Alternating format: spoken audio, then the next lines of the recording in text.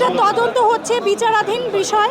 এটা সর্বোচ্চ শাস্তি, অবশ্যই সর্বোচ্চ শাস্তি আমরা চাই, আমরা সবাই চাই। দেশের জন, শুধু আইনজীবীরা বলছেন কেন, সবাই চাই আমরা যে এটা একটি সুষ্ঠু তদন্ত হোক, সুষ্ঠু বিচার হোক, এবং যারা আসামি তারা যেন উপযুক্ত দৃষ্টান্তমূলক শাস্তি পায়, এটা আমরা সবাই চাই। এটা আসলে দেখার মতো না। কন্টেন্টে যখন ফেসবুকে এসেছে, আমি পার্সোনালি বলবো এটা পুরোটা ভিডিও দেখার সাহস আমার হয়নি। আপনাদের হয়েছে কিনা আমি জানি না।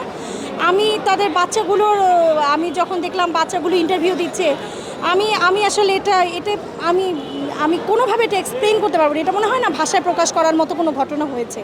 এগুলো আমরা যারা এই অঙ্গনে আছি, আমাদের কারোই কাম্য নয়।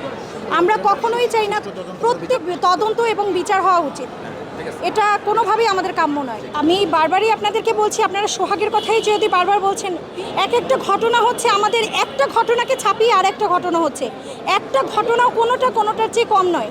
তো সেখানে আমাদের এগুলো তদন্ত হচ্ছে, বাট আমি বলবো আমরা বাংলাদেশের মানুষ চাই এগুলো সুষ্ঠু বিচার হবে এবং দৃষ্টান্তমূলক শাস্তি হবে।